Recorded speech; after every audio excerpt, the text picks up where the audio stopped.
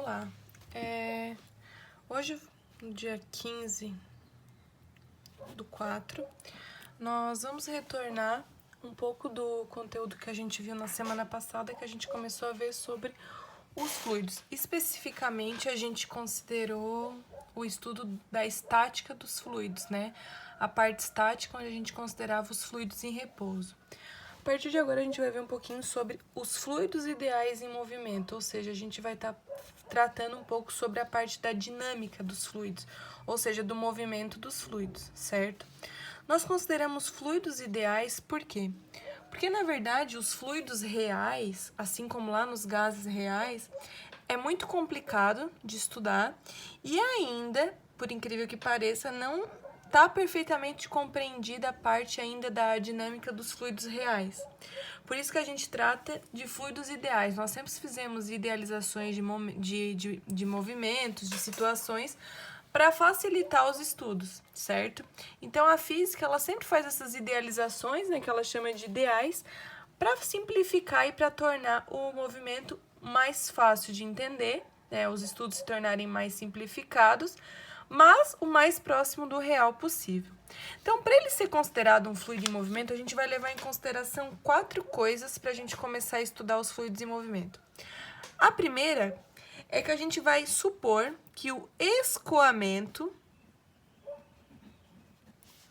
é laminar, tá? Nós temos 2 tipos de escoamento. Nós temos o escoamento laminar e o escoamento turbulento. Nós vamos imaginar que o nosso escoamento é laminar, ou seja, a velocidade do fluido em qualquer ponto do movimento dele não varia com o tempo. Então, a velocidade não varia com o tempo. Ou seja, a velocidade ela é constante, tá? A velocidade ela não varia com o tempo. Ela não muda nem de direção nem de sentido, certo? Então, a velocidade ela é constante. Em qualquer ponto, a velocidade ela não vai variar com o tempo, para considerar laminar.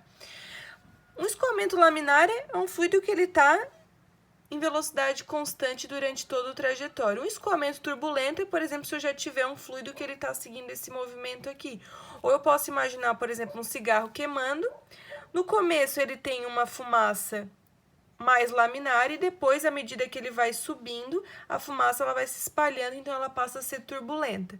Poderia, a grosso modo, entender assim. Ou então imaginar a parte central do rio, né? A parte central do rio, as águas são mais calmas. Nas laterais, nas margens, né, a gente já tem mais uma corredeira, ela já não é mais tão constante. Então, vamos imaginar como se fosse somente a parte central do rio. O segundo ponto a ser considerado, para considerar um fluido ideal, é que o escoamento, ele é incompressível. Escoamento é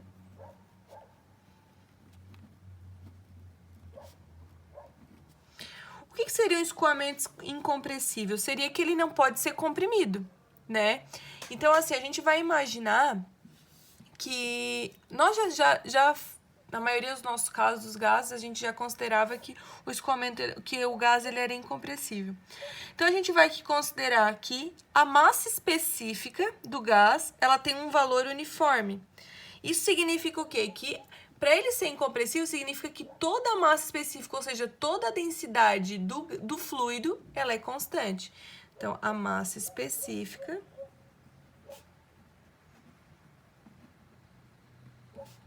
é constante.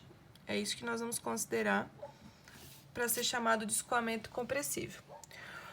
O outro ponto, nós vamos dizer que o escoamento não é viscoso. O escoamento não viscoso. A gente sabe que a viscosidade do fluido é uma medida de resistência que o fluido oferece ao escoamento. Ou seja, o mel, por exemplo, ele resiste mais ao escoamento do que a água.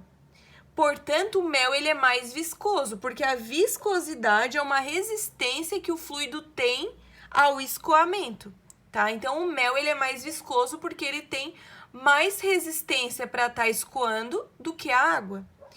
Então, se não fosse o atrito, por exemplo, né, se a gente conseguisse desprezar todas as forças de atrito, um bloco, né, lá que vocês viram lá em Física 1, ele teria um movimento constante numa determinada superfície, ou seja, ele teria um movimento que ele não iria diminuir. Então, se eu, por exemplo, eu coloco um carro, né, ou jogo uma bolinha, se não fosse o atrito, essa bolinha nunca ia parar, ela ia ter uma velocidade constante durante toda a trajetória, certo? A mesma coisa, um objeto imerso em um fluido não viscoso, ele não experimenta uma força de arrasto, ou seja, ele não experimenta uma força de resistência, uma força de atrito. Então, nós vamos considerar que o nosso fluido não é viscoso, ou seja, ele não vai ser submetido a forças de atrito, tá?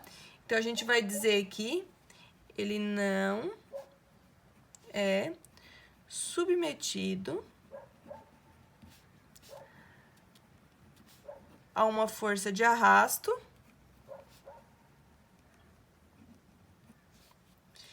e se move com velocidade constante, tá?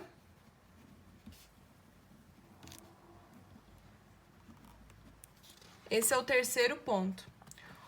O quarto ponto é que o escoamento é irrotacional.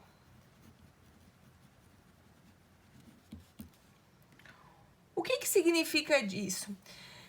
Na verdade, nos gases ideais, não que isso seja necessário, mas a gente também vai supor que o escoamento é irrotacional. Alguns livros não trazem isso, mas nós vamos considerar que o nosso escoamento ele é irrotacional, desculpa.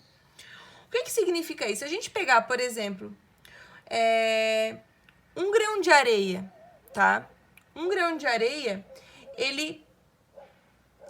eu posso dizer se ele é irrotacional, que ele não gira em torno do próprio eixo dele. Isso significa que ele não vai girar em torno do próprio eixo dele. A gente pode imaginar, por exemplo, uma roda gigante, ela é rotacional.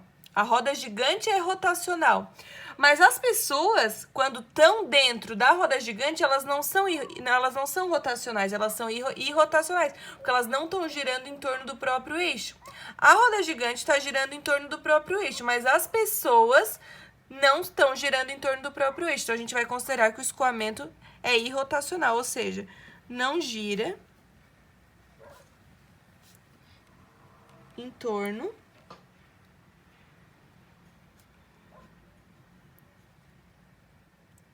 do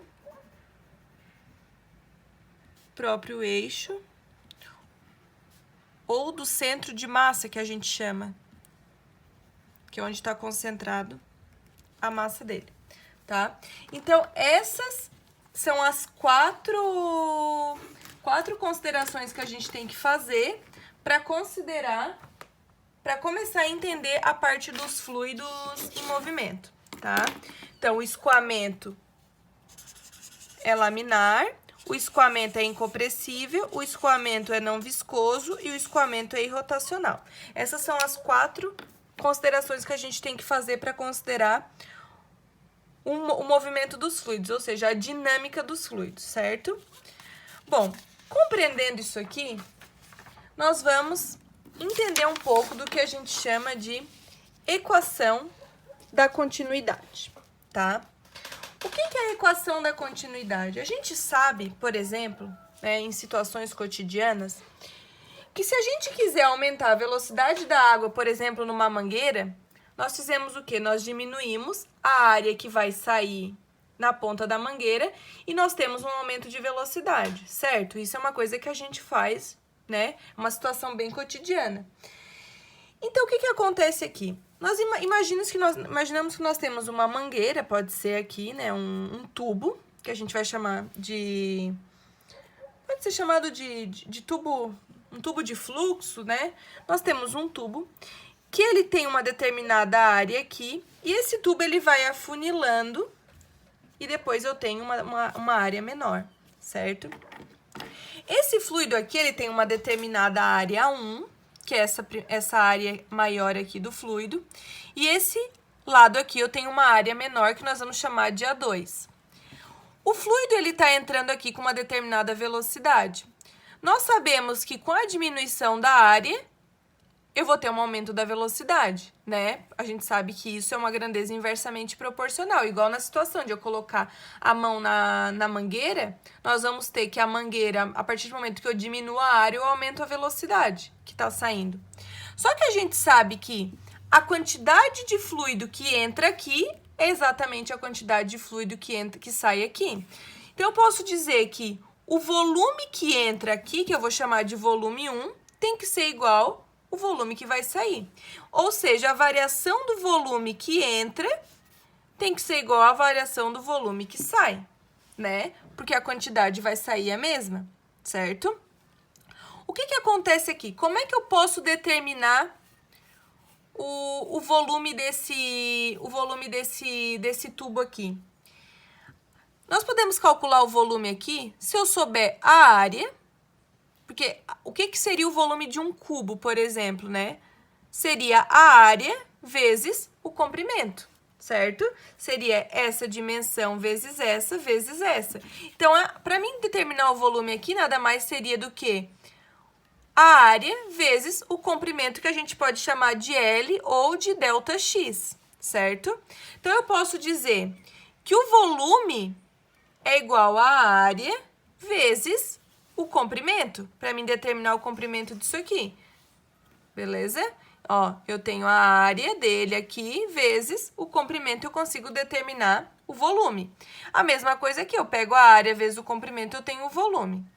Bom, o que acontece aqui? Nós sabemos que velocidade, lá em Física 1, velocidade é a distância dividido pelo tempo. Então, eu posso dizer que ΔX é a velocidade vezes a variação do tempo. Bom, o que seria o ΔV1? O ΔV aqui, ó, a variação do volume, é a área vezes o ΔX, e ΔV seria a área vezes a velocidade vezes a variação do tempo. Se eu estou falando do delta da variação do volume 1, eu seria a área 1, a velocidade 1 e o tempo, né? O tempo que ele leva para escoar aqui. Então, o que acontece aqui? ΔV1 ficaria a área 1 vezes a velocidade 1 vezes o tempo. Para mim saber o volume que está saindo ali, eu seria a área 2 vezes a velocidade 2 vezes o tempo. O tempo eu tenho igual dos dois lados. Então, eu posso concluir que a área 1 vezes a velocidade 1 é igual à área 2 vezes a velocidade 2. Essa relação área e velocidade, nós chamamos de equação da continuidade. Nós conseguimos observar que essas grandezas são inversamente proporcionais, ou seja, se eu diminuo a área, eu aumento a velocidade. E vice-versa. Então, são grandezas inversamente proporcionais. E a gente diz que essa relação entre velocidade e seção de área, né, seção de reta, que é a área, a gente chama de equação da continuidade para um fluido ideal. Isso a gente considera um fluido ideal, tá? Bom, mas isso não é só nesse tubo aqui, né? Isso pode ser válido para qualquer tubo, para qualquer simulação. Ela não é válida apenas para esse tipo de situação. Para qualquer situação, a gente tem essa aplicação da continuidade em qualquer tubo real, em qualquer coisa, tá? Bom, o que a gente pode concluir com isso? Que, na verdade, a quantidade de fluido que está saindo aqui tem um outro termo que a gente chama de vazão. Vazão do fluido. A vazão do fluido nós vamos chamar de RV. O que é a vazão? A vazão nada mais é que a quantidade de fluido que está saindo nessa área aqui. Então, eu posso dizer que a vazão de fluido nada mais é que a área vezes a velocidade. Essa é a vazão. A área vezes a velocidade. E qual que seria a unidade disso? A unidade disso, nós temos que a área é metro quadrado, vezes a velocidade, que é metro por segundo. Então, a unidade de vazão do fluido é metro cúbico por segundo, que a unidade do sistema internacional é metro cúbico por segundo. O que é essa vazão? A vazão nada mais é que a quantidade de fluido que está saindo por segundo, ou seja, o volume de fluido que está saindo por segundo. Por isso que é metro cúbico por segundo, ou seja, quando a gente fala em vazão de alguma coisa, tem alguns que fazem litros por segundo, a vazão disso é 20 litros por segundo, ou seja, a cada segundo que passa, eu tenho uma vazão de 20 litros, certo? Está saindo 20 litros, é isso que significa. Nós consideramos, lá para a gente considerar que o fluido era ideal, nós também sabemos que o fluido que entra aqui é o mesmo que sai, ou seja, eu estou falando que ele tem a mesma massa específica. A gente considerou que o escoamento ele é incompressível, ou seja, a massa específica é a mesma. Então, nós podemos chegar em uma outra vazão que a gente chama de vazão mássica. O que seria essa vazão mássica? Essa vazão máxima, que nós vamos chamar de RM, nada mais é que essa vazão aqui, só que levando em consideração a massa específica. Então, a vazão máxima RM vai depender da massa específica do material, da área, vezes a velocidade.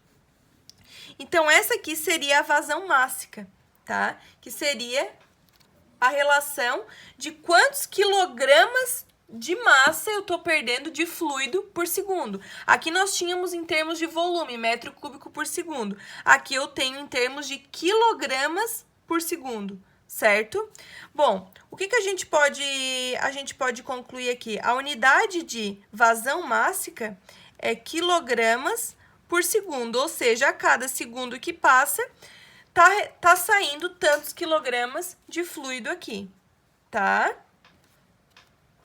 Vou gravar um exemplo no próximo vídeo. Só mostrando da onde que sai, então, aqui o quilograma por segundo, né? Porque o que acontece aqui? A densidade é quilogramas por metro cúbico, certo?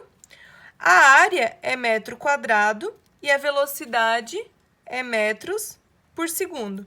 Metro quadrado vezes metro dá metro cúbico, com metro cúbico, então, sobra quilograma por segundo. Ou seja, a vazão do fluido, RV, é a quantidade em termos de volume que eu estou perdendo por tempo. E a vazão mássica, RM, é a quantidade em termos de massa, em termos de quilograma por segundo, que está saindo através dos tubos.